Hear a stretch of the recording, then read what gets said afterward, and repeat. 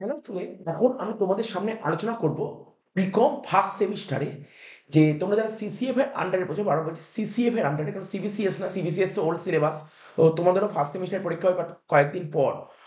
আমি সিসিএফ এর কথা বলছি। তোমরা যারা ফার্স্ট সেমিস্টারে পড়ছো, তোমাদের যে একটা সাবজেক্ট আছে পিপিএম, বাইরের কলেজে গিয়ে তোমাদের পরীক্ষা দিতে হবে। 75 মার্কসের এক্সাম হবে, 25 মার্কস ইন্টারনাল হয়ে গেছে। সেই 75 মার্কসের যে তোমাদের পিপিএম এর যে সাবজেক্টটা আছে তার একটা সাজেশন তৈরি করেছি।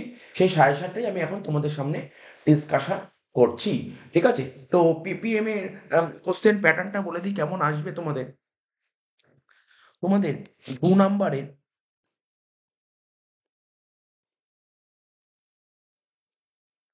নাম্বারের 10টা কোশ্চেন লিখতে হবে, 20 নাম্বার।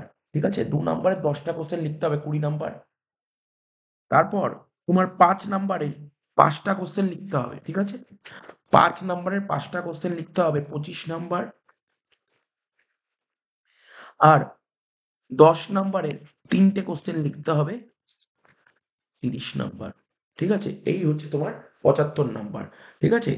এবার 2 নাম্বারের যে 10টা কোশ্চেন লিখতে হবে, প্রশ্ন হলো স্যার কটা দেবে? 15টা দেবে, 10টা লিখতে হবে। ঠিক আছে?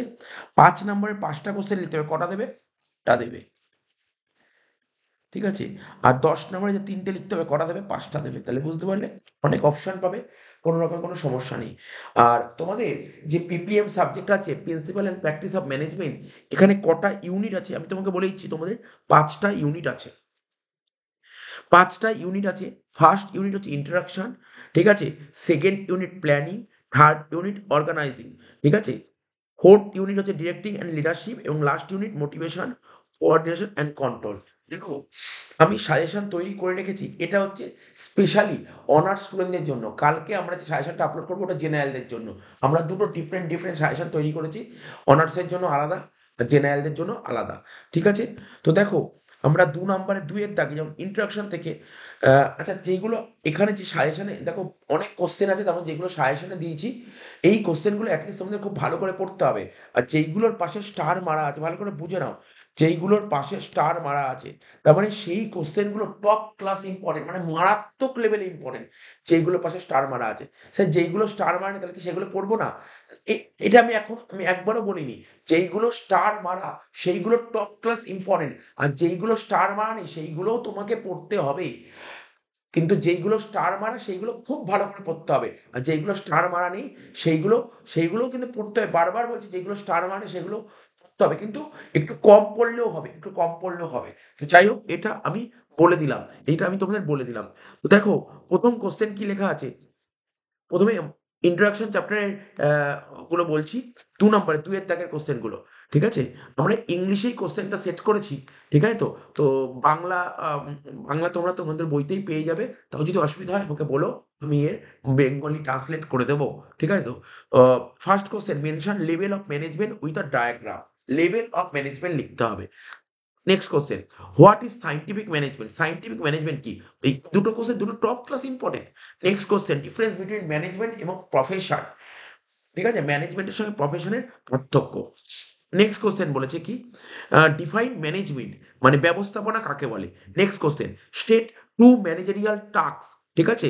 ম্যানেজার, দুটো ম্যানেজারিয়াল টাস্ক লিখতে বলেছে। ঠিক আছে? এবার স্টেট সাম ম্যানেজারিয়াল স্কিল। এবার what is POSDCORB, Luther Gulick যেটা বলেছিল। ঠিক আছে? তো তারপর বলছে who is the father of scientific management. The who is called father of modern management process. Modern ম্যানেজমেন্টের ফাদার কাকে বলা হয়? Mention the first and last step of management. Define spirit de corps. Is management art or science? আচ্ছা, next, what is social objective of management? তো এ কটা question first chapter থেকে অনেকগুলো তোমরা শর্ট কোশ্চেন পাবে 2-এর দাগের, তাই আমি একটু বেশিই দিয়েছি। তবে যেইগুলো স্টার মারা আছে সেই কোশ্চেনগুলো তোমাকে খুব ভালো করে পড়তে, বারবার বলছি। অনেকে তোমরা কি করেছো, সাজেশনটা উপর দিয়ে, এই কোথায় শোনো না, উপর দিয়ে সাজেশনটা দেখে চলে যাও। তারপর কথাগুলো শুনলে না। কথাগুলো না শোনার জন্য যেগুলো স্টার মারা আছে সেগুলো পড়ে চলে গেলে, যেগুলো স্টার মারা নেই সেইগুলোও কিন্তু পড়ে বারবার করে বলছি। যাই হোক, এবার 5-এর দাগের কোশ্চেন। দেখো, 5-এর দাগের কোশ্চেন কি কি দিয়েছি আমরা। Discuss the importance of management. Heavy important question এটা। Next, state the function of top level management. Top level ম্যানেজমেন্টের ফাংশনটা তোমাকে পড়তে হবে। বলছে describe the contribution of Henri Fayol in modern management. 10 নম্বরের জন্য পড়বে এই কোশ্চেনটা, 10 নম্বরের মতন করে পড়তে হবে, 10-এর মতন করে পড়তে হবে। Next, state the contribution of F W. Taylor in evaluation of management thought. ঠিক আছে। Next question, discuss the significance of social responsibility of management. এটাও টপ ক্লাস ইম্পর্টেন্ট। তারপর এই কোশ্চেনটা বলতে পারো চলেই এসছে, মানে এতটাই ইম্পর্টেন্ট। এখন এখন যে কোশ্চেনটা পড়বো, হেনরি ফেওয়ালের 14টা প্রিন্সিপাল। ঠিক আছে, Henri Fayol's 14 principal of management, 10 marks, 10 নম্বরের মতন করে পড়বে। আর কি, distinguish between Henri Fayol and F W. Taylor theory of management, 10 নম্বরের মতন করে পড়বে। আর বলেছে discuss the contribution of Elton Mayo in human relation approach. এখান থেকে পড়বে। বেসিক্যালি দেখা গেছে আগের বছর প্রিভিয়াস ইয়ার পেপার দেখলে বুঝতে পারবে ইন্ট্রোডাকশন থেকে প্রচুর কোশ্চেন আসে, কিন্তু ইন্ট্রোডাকশন চ্যাপ্টারটা থেকে তাও মোটামুটি 25-30-এর মতন কোশ্চেন তুমি পেয়েই যাবে শর্টবট মিলিয়ে। এবার কি বলছে, প্ল্যানিং।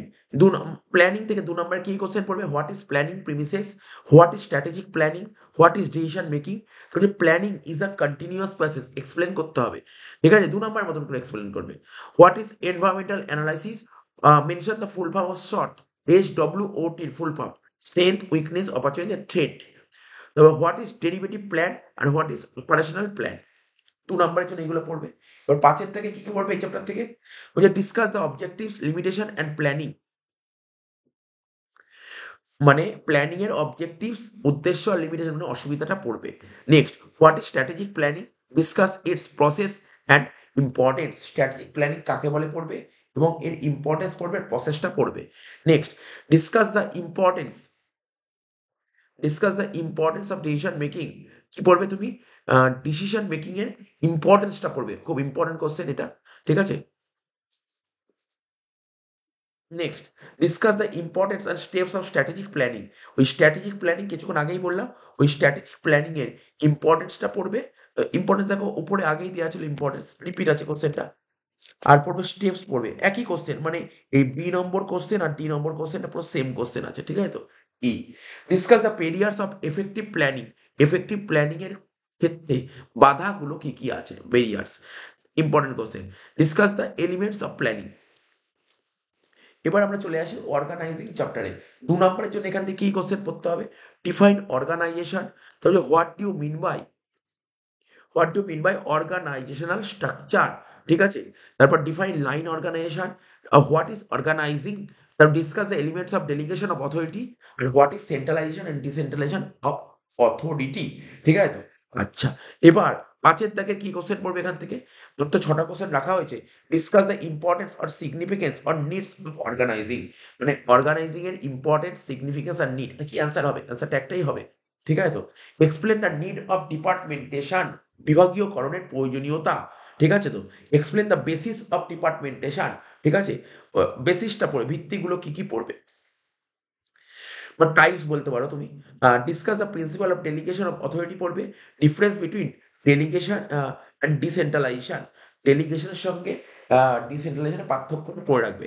তারপর পড়বে explain the determinants of span of management, খুবই ইম্পর্টেন্ট একটা question.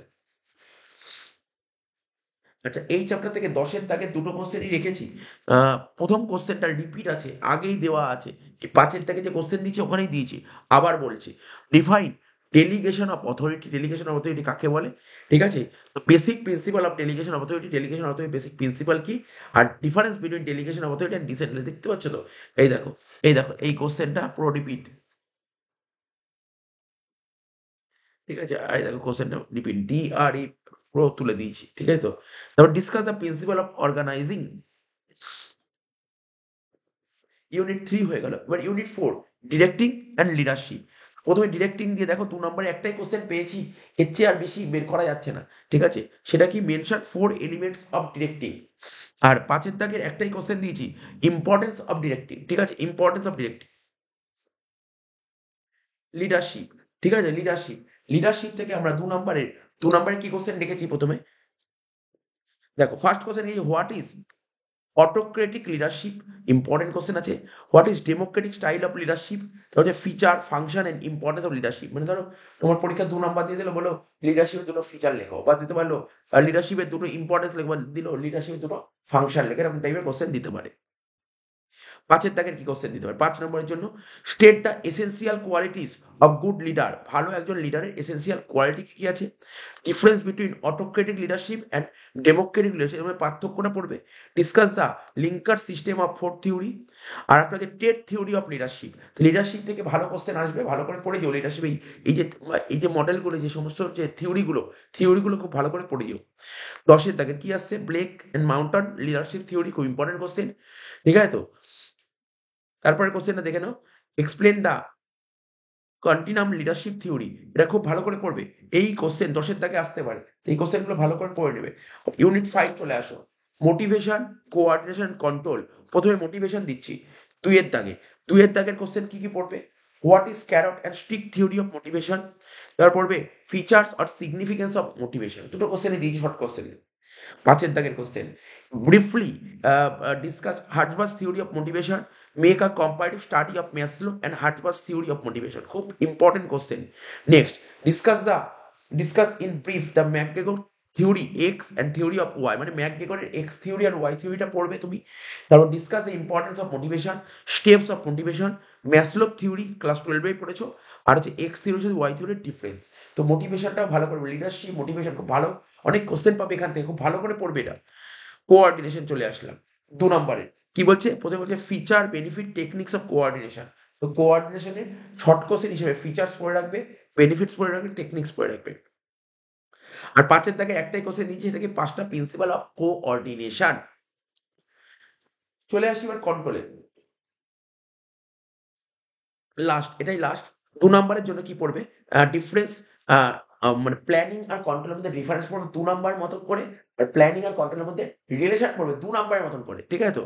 R control is a continuous process, control হচ্ছে একটা কন্টিনিউয়াস প্রসেস, এটাকে এক্সপ্লেন করো, এটাও পড়ে রাখবে 2 নম্বরের মতন। আর 5-এর দাগের কোশ্চেন, দুটো কোশ্চেন দিয়েছি। Importance of control in management, এই কোশ্চেনটা খুবই ইম্পর্টেন্ট, ঠিক আছে তো। আচ্ছা, আর একটা কোশ্চেন আমি 1 মিনিট দেখে নিচ্ছি, 1 মিনিট।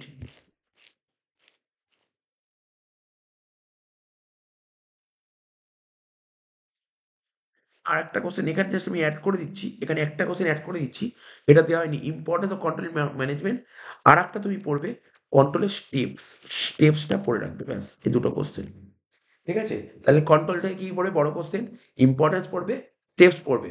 আর কি বলেছি যে শর্ট নোট হিসেবে এইগুলো পড়ে রাখতে পারো, কি পড়তে হবে? Budgetary control, return on investment আর রেশিও অ্যানালাইসিস, ঠিক আছে তো। এই 3টে পড়ে রাখবে। এই ছিল তোমাদের অনার্সের সাজেশন, বাইরে কিছু পড়ার দরকার নেই। এখানে যা দিয়েছি, যেগুলো স্টার মারা, সেইগুলো বারবার করে পড়ো, প্রচুর পড়ো, বারবার করে পড়তেই থাকো। আর যেইগুলো স্টার মারা নেই, সেইগুলো অ্যাটলিস্ট পড়ে রেখো কিন্তু, ঠিক আছে। আচ্ছা, আরেকটা কথা বলে দিই, এরকম ধরো তুমি 2 নম্বর, তুমি ধরো কোনো 5-এর দাগের কোনো কোশ্চেন পড়ে গেছো, এরকম হতেই পারে 5-এর দাগে যে কোশ্চেন শর্ট কোশ্চেনে আসতে পারে, আগের বছর এরকম অনেক এসেছিল, ঠিক আছে তো। আর তোমাদের সুবিধার জন্য দেখো, আগের বছর অনেকেই আমাকে বলছিল, স্যার আগের বছর পিপিএম এর কোশ্চেনটা নেই আমাদের কাছে, ঠিক আছে, অনার্স হোক বা জেনারেল হোক। দেখো কোশ্চেনটা তোমরা দেখতে পাচ্ছ, এই যে কোশ্চেনটা আমি অনার্সের কোশ্চেনগুলো এখানে সামনে রেখেছি।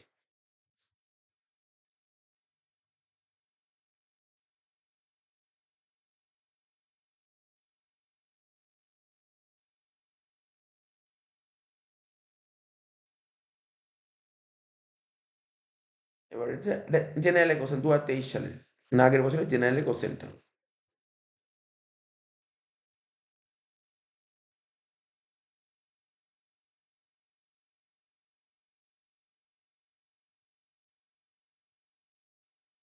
তাহলে ঠিক আছে, হয়ে গেল। আমরা কালকে চেষ্টা করছি পিপিএম, এই পিপিএম সাবজেক্টের জেনারেলের ইম্পর্টেন্ট কোশ্চেনগুলো কি কি হতে পারে সেগুলো আমি দিয়ে দিচ্ছি, কালকে দিয়ে দিচ্ছি, ঠিক আছে। তো চলো, এই ভিডিওটা এখানেই শেষ করছি, ঠিক আছে তো। তো ঠিক আছে, ভিডিওটা ভালো লাগে তোমরা অবশ্যই বন্ধু বান্ধব শেয়ার করো। এরপরে আমাদের ইডির সাজেশনও আসবে, ঠিক আছে।